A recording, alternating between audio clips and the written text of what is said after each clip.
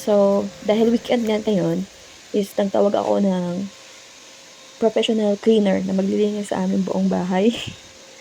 So, ayun, sobrang tuwa nga ako dahil finally nagagamit na rin namin yung ininvest namin na vacuum. Tapos meron pa kaming professional na tagatanggal ng mga alikabok at tagalinis. Pagpasensyahan niyo na rin yung boses ko at medyo paos. Hindi lang pala, medyo paos talaga. Dahil meron tayong kaunting sakit lang naman. So, ayan na, tuwang-tuwa nga ako dahil nilinisan din finally for almost a month or almost 3 months, I think. Is natanggalan din ng mga alikabok yung kwarto namin. So, dahil nga may naglilinis, mamaya niya is magliligpit na rin tayo ng mga cover ng kama, ng punda, papalitan natin kasi grabe naman tong professional cleaner na to.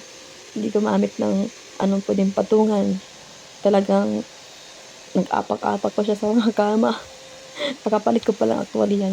2 days pa lang namin siya nagagamit. Pero dahil nga ganun yung ginawa ng professional cleaner namin dito sa bahay, ayun, kailangan na natin palitan. So habang naglilinis yung professional cleaner namin, meron din naman siyang mga assistants na alam ko naman nakakatulong talaga sa kanya. Sobrang helpful talaga ng mga assistants niya. Siguro yun yung nagpapabilis sa trabaho. Ayun. So, ang dami niyang gagawin ngayon for this video.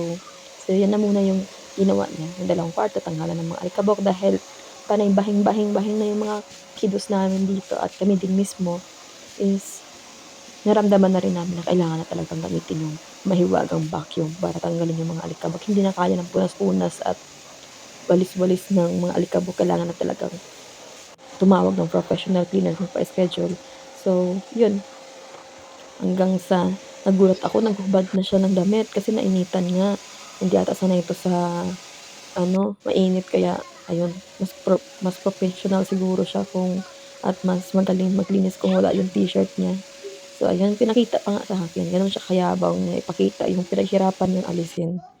Sabi niya, "Eto tignan mo, napakadumi ng bahay mo." So mukhang mahal talaga yung payment nito kasi may additional pa daw yan, eh. So pagtingin ko, worth it din naman pala yung binayad ko sa'yo na bayad sa paglilinis. So mamaya may gin ka niyan. So hanggang dito na lang yung video natin. Thank you and have a great day. Goodbye!